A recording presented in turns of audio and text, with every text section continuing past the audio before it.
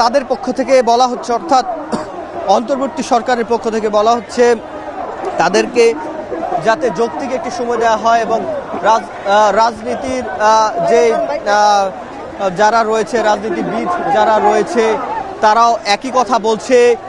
যে যৌক্তিক যে সময়টা, সে যৌক্তিক সময়টা তারা দিতে চান এবং এই যৌক্তিক সময় এর মধ্যে যে সংস্কার কাজ, সেই সংস্কার কাজ যাতে শুরু করা যায় এবং তারা যে ফ্যাসিবাদের বিরুদ্ধে কাজ করেছে, জীবন দিয়েছে, সেই ফ্যাসিবাদ যাতে দূর হয়, সেজন্য তারা যেটি বারবার বলছে যে তার জন্যই আজকের এই শহীদি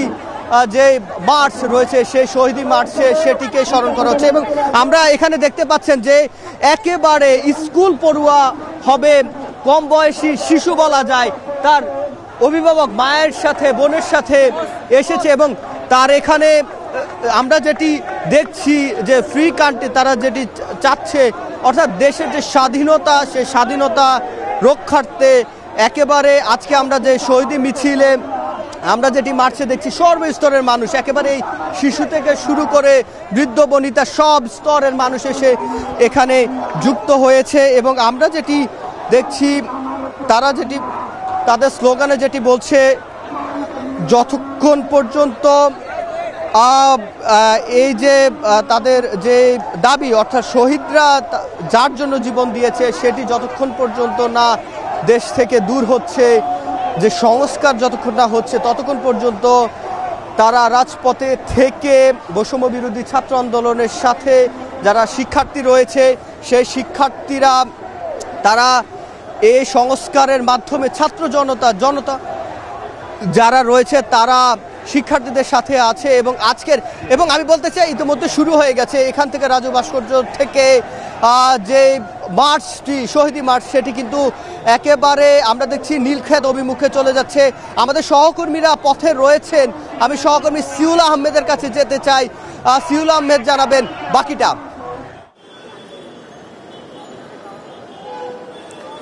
সিফাত, আপনি ঠিক যেমনটি বলছিলেন, আসলে এই যে ছাত্র জনতার যে গণ অভ্যুত্থান, সেটি যে 1 মাস পূর্তি হলো আজ, সেই 1 মাস পূর্তি উপলক্ষে কিন্তু যেই মিছিলের যে শহীদি মিছিলের যে রুটটি করা হয়েছে, অর্থাৎ যে রাস্তা দিয়ে তারা আসলে এই মিছিলটি নিয়ে যাবেন, সেই একটি রাস্তা হচ্ছে তারা এই নীলক্ষেত হয়ে সায়েন্স ল্যাবরেটরি হয়ে কলাবাগান হয়ে যাবে। ঠিক এই মুহূর্তে আমি আছি হচ্ছে রাজধানীর সায়েন্স ল্যাবরেটরিতে এবং আজকে কিন্তু আমরা প্রায় দুপুর 12টার পর থেকেই দেখছিলাম যে এখানে আশেপাশে যে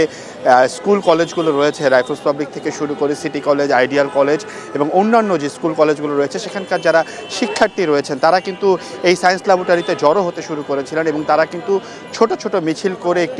বড় একটি মিছিল নিয়ে তারা কিন্তু এই সায়েন্স ল্যাবরেটরি হয়ে নীলক্ষেতের দিকে গিয়েছেন এবং তারা কিন্তু যে মূল যে সমাবেশস্থল সেখানে কিন্তু গিয়ে পৌঁছেছেন এবং বাকি যারা রয়েছেন তারাও কিন্তু আস্তে আস্তে এই যে রাস্তাটি রয়েছে সেখানে কিন্তু আসা শুরু করেছে। আমি যদি একটু আপনাদেরকে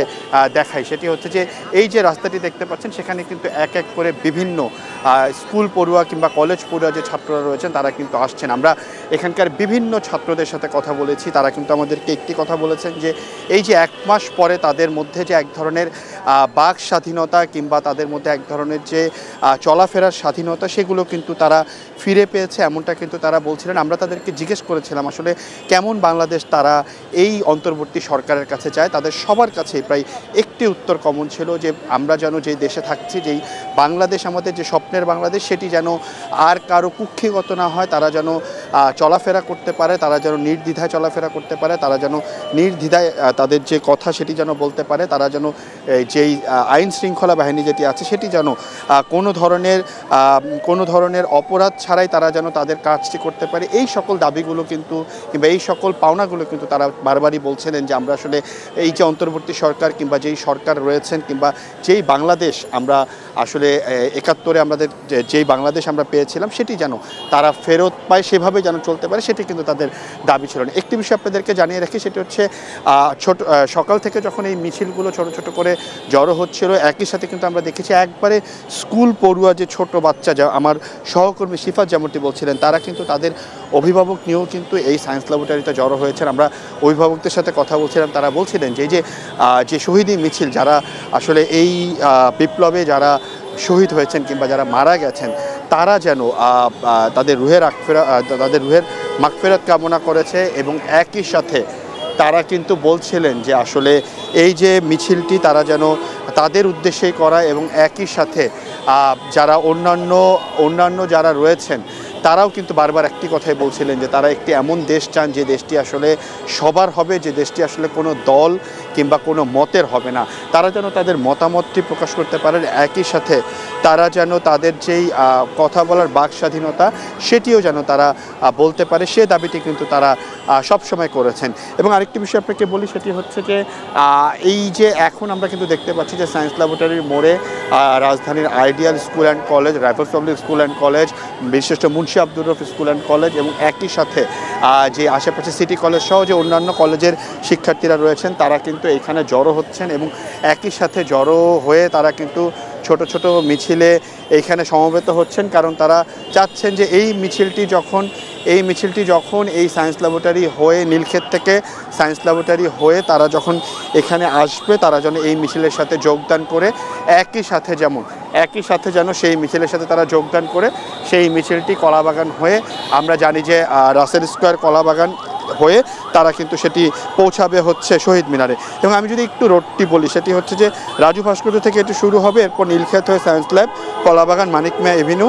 সংসদ ভবনের সামনে দিয়ে ফার্মগেট, কারওয়ান বাজার, শাহবাগ হয়ে রাজু ভাস্কর্য এবং পরে কিন্তু শহীদ মিনারে আসবেন। এবং আজকে কিন্তু আমরা দেখেছি যে রাজধানীর বিভিন্ন জায়গা থেকে কিন্তু যে ছাত্র সমাজ রয়েছেন এবং একই সাথে জনতা যারা রয়েছেন, সাধারণ জনগণ যারা রয়েছেন, তারা সকলেই কিন্তু এই মিছিলে যোগদান দিতে কিন্তু আস্তে আস্তে তাদের ছোট ছোট মিছিলগুলো নিয়ে কিন্তু শহীদ মিনারের দিকে রওনা দিয়েছেন। একটি বিষয় আপনাকে জানিয়ে রেখে, সেটি হচ্ছে গত